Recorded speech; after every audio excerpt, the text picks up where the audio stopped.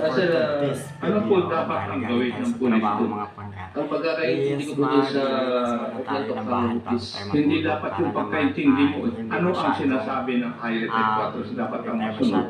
Hindi po yung iyong pagkaintindi. Sa oras mamaya, so gigising na lang at papasok na. Ano? So, let's Sir, watch this. not complete sir, doon sa mga dark personalities na nakalista doon sa listahan ng badak sir. Anong diferensya nito sa Oakland double barrel?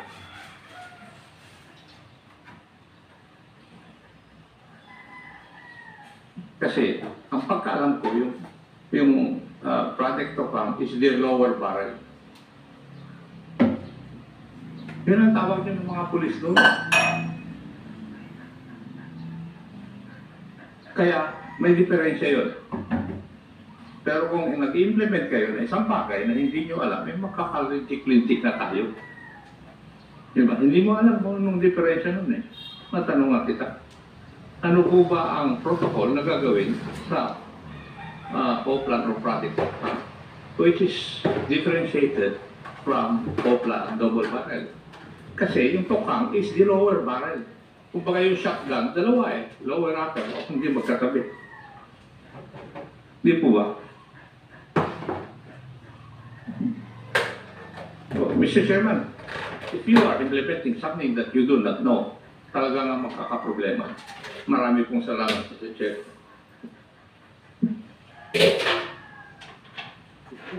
Hindi mo kaya sagutin yun. Meron po kasing memorandum circular doon, sir. Hindi po ako aware doon sa memo. How would you implement something that you're even aware of? Sir, yung type po kasi yun is sumusunod lang kami sa mga utos ng mga nakakataas, sir. Sumusunod ka lang sa mga nakakataas na hindi mo alam kung bakit. Mr. Chair, in general to that. Alam niyo po na yung gagawin niyo under the Oakland double barrel, alam niyo mo kung peligro, no? Yes, Your Honor. Alam niyo po yung pupuntahan yung lugar, baka magkaroon ng resistance at magkaroon ng armed encounter, hindi mo ba? At that time, sir, hindi ko po naiisip yung mga ganung bagay, sir. Kasi maganda po yung purpose ng pagpunta. Yes, I know. Pero ang tinatanong ko lang po is, kasi yung follow-up ko lang po dun sa tanong ni Congressman Ako. Kailan po ba ito nangyari? Itong insidente kay Murillo? August 21, 2016, Your 21, 2016. Okay. Ito po ba yung Tokhang pa ito o double barrel? Yung Tokhang po, yung unang-una. Double barrel. Double barrel na. Pero may mga insidente na po na mga nagkakaroon ng encounter before na nangyayari itong Murillo, no? Aware na po kayo? Hindi po ako aware, sir. Okay. So, pero alam nyo na yung gagawin nyo is mapipiligro kayo. Alam niyo po ba yun? Aware na po kayo doon, sir? Oo. Aware na kayo doon. Mr. Chair, I find it very, I find it yung tanong kasi ni General Ako, I know that you're following orders from your superior, but at the very least, since you are putting yourself at risk, by doing your job, you would at least know how you would be able to execute those orders, no? I find it rather unusual. Hindi nila ma-differentiate and they cannot give us at least how they would understand, how they would understand these orders and how would they act according to the protocols, inclusive or part of the orders given to them by their superior. That's all, Mr. Chair. Kasi at sinikambuhay mo, of course, you would naturally you would ask for something. Medyo, anong palagay mo sa sagot ni PO1 Agarap? Your Honor, wala lang po sa konting paliwanag po yun na ang ano po talaga double reloaded po. Ay, double barrel. Ang ano lang po daw, cut off at pakiusap. Ngayon po, yung kung nai-distinct, Kato at pakiusap, ito patay. Nakapatay kayo. Your Honor, unfortunate lang po kasi yun, nagkakaroon lang po na merong imminent danger. Kaya po dumating sa punto na kailangan pang tanggol yung sarili nila, yung mga palaban. Sila naman po sir ang nangyayari, Your Honor, yun po nangyayari dun. Meron po imminent danger, kaya nasa time po para pagtanggol yung sarili nila. Mr. Chair, go ahead, Congressman Busita. Thank you, Mr. Chair. Major Garcia, anong unit assignment ninyo dito sa issue na to? Ano po sir, PCP-4 Commander po sir, sa Bagong Silangan. CCP-4. Commander. Okay. Opo, Your Honor. Nung bang na-assign ka sa PCP-4, sinong nauna sa assignment nyo sa PCP-4? Ikaw or si Sergeant Aguilar? Max! Sir, nung ma-assign po sir kami dyan, balilipas bahay po sir. Kasama ko po ito sa Peatas eh. Prior po sir dyan, PCP Commander ng Peatas. Tapos po sir, nung malipat sir ako ng Bagong Silangan, lipat bahay po, lahat po ng pulis na tao, kasama ko lumipat ng PCP-4 sa Bagong Silangan po sir. Your Honor. Galing ah. Ito pa tinatanong nyo ba, sinagot mo na. So, yung mga personnel mo sa PCP-4, dala mo na siya. Yes, Your Honor. Okay. Makikita naman yan sa record eh. Gusto ko lang, sagutin mo ng diretso. Yes, Your Honor. During your assignment sa PCP-4, nag-a-operates ng ilan ang accomplishment ninyo sa anti-illegal drug operations weekly? Ulitin ko, makikita naman sa record yan eh. Ang gusto ko lang kapatid, sasagot ka ng totoo. Yes, Your Honor. On average, ilan weekly ang accomplishment ninyo?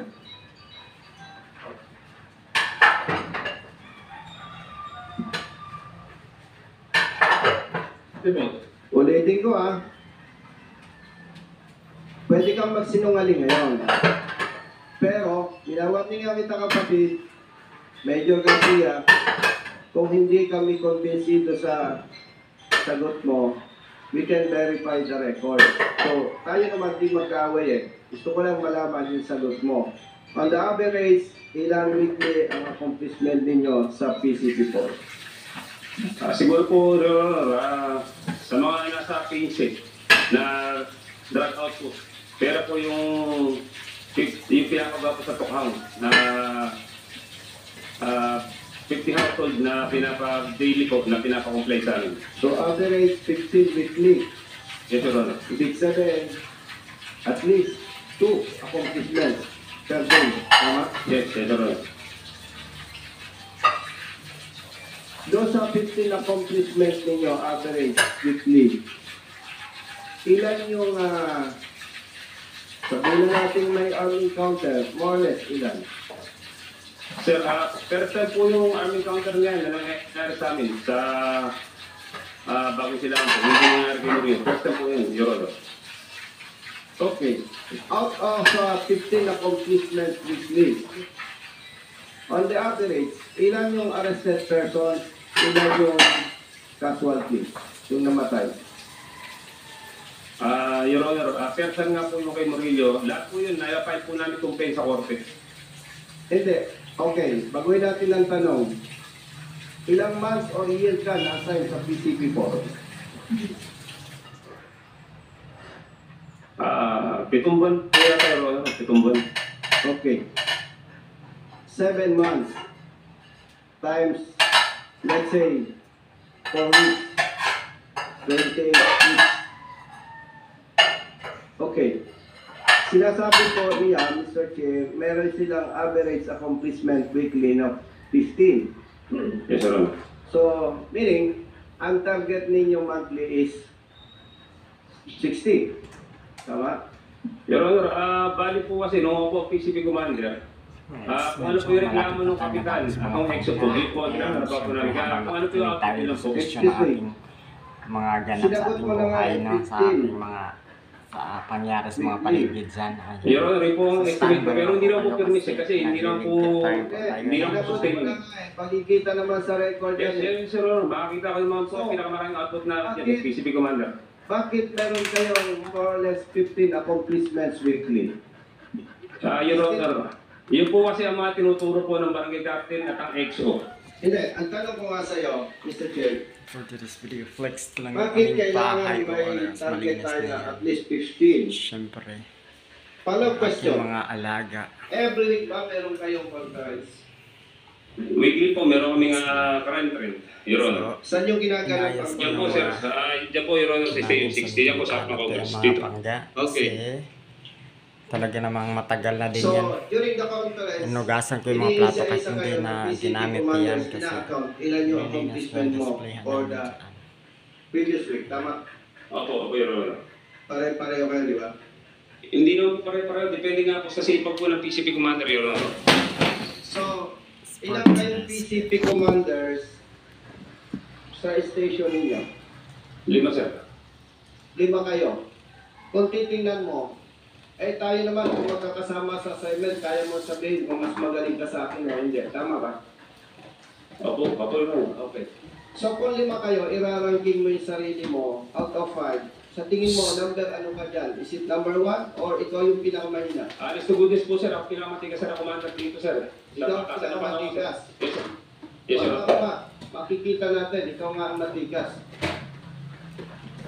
So, hindi ba ang responsibility ng commander turuan mo yung subordinates mo? Opo, Your Honor. Araw-araw po yan, Your Honor. Sa kalipat po, pinapaliwanagan ko po yan ang do's and don'ts. So, excuse me. Hindi ako maniniwala sa'yo kasi simpleng tokhang hindi alam ni Sergeant Agaraw. Okay. Tokhang. Katokin. O apit. Yung suspected drug user or user na convincehin na tumigil na o mag-surrender sa inyo. Kasi may magandang programa ang PNP, tama ba? Opo, Your Honor. Okay. For 7 months period assignment mo sa PCP 4, hindi ka naman napakagaling para masagot mo na eksakto. For 7 months period, ilan yung na-imagine mo na napasurrender ninyo peacefully para mag-undergo ng program ng PNP?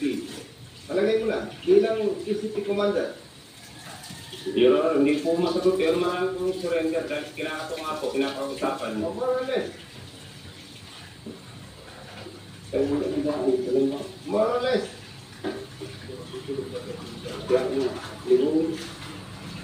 Your Honor, pakinggan na po, hindi ko po talaga wala. Sige, dahil hindi mo masagot, can you submit to us yung, siyempre, pag may pinasurrender ka, hindi mo kwento ang pero yan, may record dapat, di ba? Operate po, Your Honor, ang agad. Excuse me, di ba tokhang? Opo, Your Honor. Pag pinatok kita, kasi suspect ka user o user. Sabi ko, Mr. Garcia, may information kami, ikaw ay gumagamit ng illegal na droga. Pwede kang mag-surrender sa amin, may programa kami, o kung hindi naman, itigil mo na. So Maraming salamat sa inyo mga pangga. Ayan, ngayon po ay medyo mahaba yung ating video na. So, ayan, hanggang sa susunod. Maganda Maraming ito. salamat. ang tanong ko sa'yo, Subscribe na po sa ating YouTube channel. ilan yung